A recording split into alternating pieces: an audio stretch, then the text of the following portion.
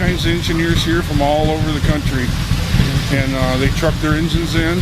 Some of them have them here all the time, and put on a show here. And there's several shows around Michigan, and we go all over.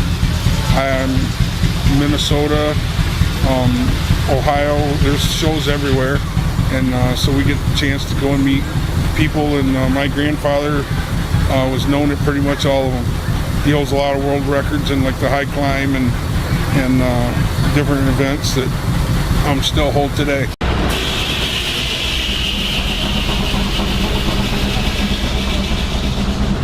We started up here in Charlton Park years and years ago when Irving was still here with Rumley oil pulls, and about 15 years ago we went from Rumley oil pulls, thought we ought to go into steam, so we stayed with Rumley and bought a 20 horse M Rumley, and was up in Ohio and did some repairs on the drive lines on that, and ended up with a pretty nice 20 horse M Rumley engine built in 1912.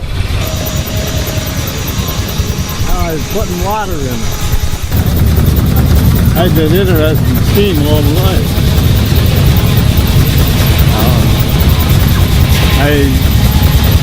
I don't know, I just decided to build this, and so I built it. And my grandkids too, they helped me with it.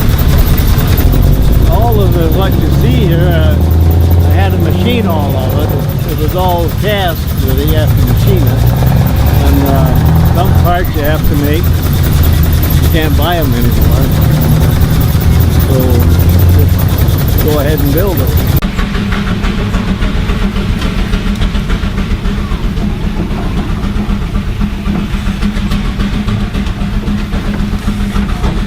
It's a way of life. This is something we do every day, and we collect other ones. We have other engines at home too, and we thrash with them and use them on the farm.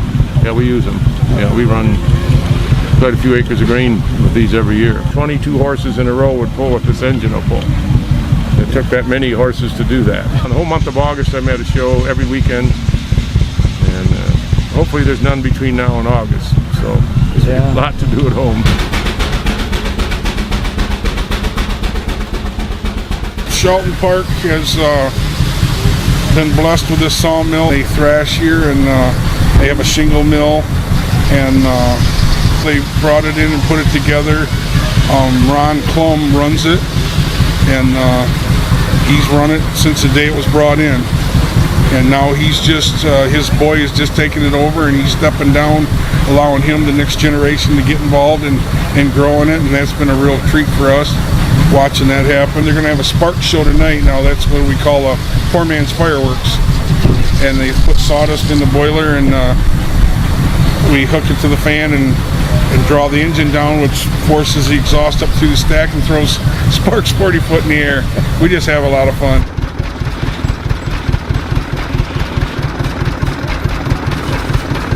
It's kind of hard as a girl to push her way into it, but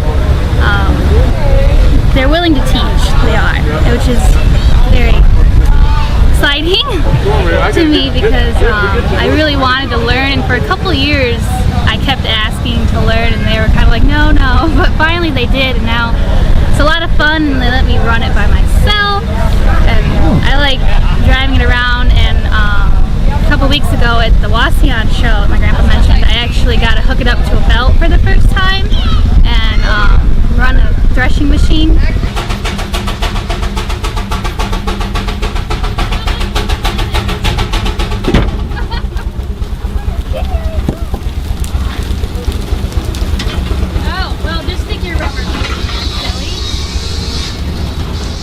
Cousin, she's about 9. She's pretty interested in it, and I've taught her this week how to grease and oil the engine, and she's steered me around a little bit around the parade and stuff, so she enjoys that.